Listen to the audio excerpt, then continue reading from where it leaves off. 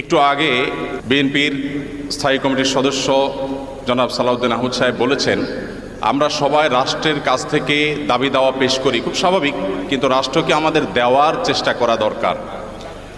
তার সাথে পরিপূর্ণভাবে সহমত পোষণ করে একটি কথা আমি বলতে চাই, সেটা হলো এদেশের 3 লক্ষ মসজিদের কমপক্ষে 6 লক্ষ ইমাম মুয়াজ্জিন রাষ্ট্রকে দেওয়ার জন্য প্রতিনিয়ত চেষ্টা করেন এবং দিয়ে যাচ্ছেন। দুর্ভাগ্যজনক বাস্তবতা, স্বাধীনতার 50 বছর পরেও ইমাম মুয়াজ্জিন এবং আলেম ওলামাদের কোনো অবদানের স্বীকৃতিটুকু রাষ্ট্র কখনো দিতে পারে নাই।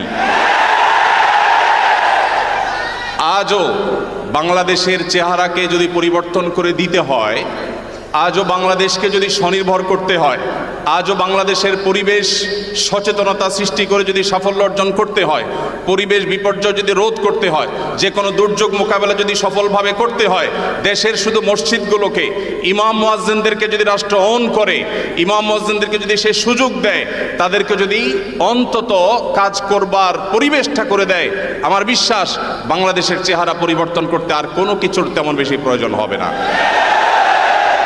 3 লক্ষ মসজিদ সরকারি হিসেব মতো কমপক্ষে 3 লক্ষ মসজিদ আরো বহু আগে বলা হয়েছে, সেটা এখন 3 লক্ষের অনেক বেশি চলে গেছে স্বাভাবিকভাবে।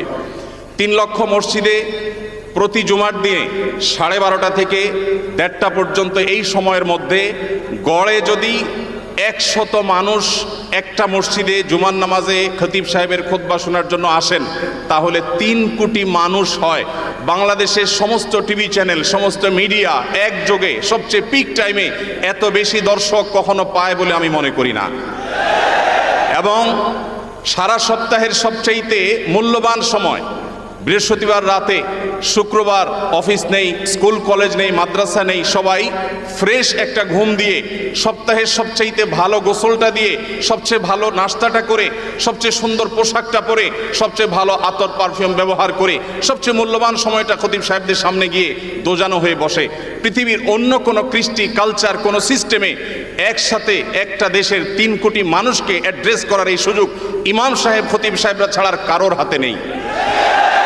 ইমাম সাহেবরা যদি চান, তাদেরকে যদি রাষ্ট্র আসলে সুযোগ দেয়, তাহলে সেক্ষেত্রে তারা অনেক কিছু করতে পারেন। ইতিমধ্যে আমরা দেখেছি রোহিঙ্গা শরণার্থীরা যখন আমাদের দেশে আশ্রয় নিয়েছে, সবার আগে ঝাঁপিয়ে পড়েছেন এদেশে ওলামা একরাম।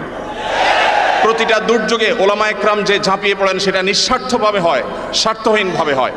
আমার উদাত্ত আহ্বান যে আগামীর বাংলাদেশে এদেশের মসজিদগুলোকে, আলেম ওলামাদেরকে যেন রাষ্ট্র অন করে, তাদেরকে কাজের সুযোগ দেওয়া হয়। কোনো বেতন ভাতার সুবিধা দেওয়া, এটা আসলে দয়া দাক্ষিণ্যের বিষয় নয়। এদেশে